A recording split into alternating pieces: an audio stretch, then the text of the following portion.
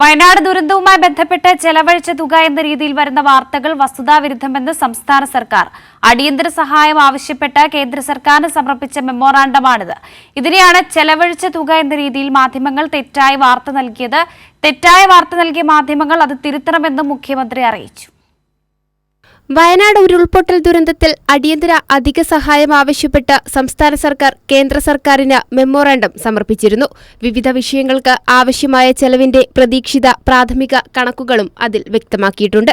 ഈ കണക്കുകളെയാണ് ദുരന്തമേഖലയിൽ ചെലവഴിച്ച തുക എന്ന രീതിയിൽ ചില മാധ്യമങ്ങൾ പ്രചരിപ്പിക്കുന്നത്. ഇത് അവാസ്തവമാണെന്നും ദേശീയ ദുരന്ത പ്രതികരണ നിധിയുടെ മാനദണ്ഡങ്ങൾക്ക് അനുസൃതമായി തയ്യാറാക്കിയ മെമ്മോറാണ്ടത്തിലെ ആവശ്യങ്ങളെയാണ് തെറ്റായി അവതരിപ്പിക്കുന്നതെന്നും സംസ്ഥാന സർക്കാർ വ്യക്തമാക്കി.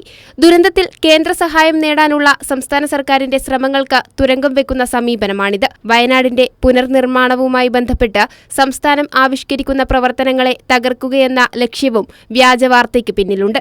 ഇതിലൂടെ ദുരന്തബാധിതർക്ക് അർഹതപ്പെട്ട സഹായം നിഷേധിക്കാനുള്ള ഗൂഢനീക്കവും നടക്കുകയാണെന്ന് മുഖ്യമന്ത്രി അറിയിച്ചു. വസ്തുത മനസ്സിലാക്കി തെറ്റായ വാർത്ത നൽകിയ മാധ്യമങ്ങൾ അത് തിരുത്തുവാൻ തയ്യാറാകണമെന്നും മുഖ്യമന്ത്രി അറിയിച്ചു. കൈരളി ന്യൂസ്, തിരുവനന്തപുരം.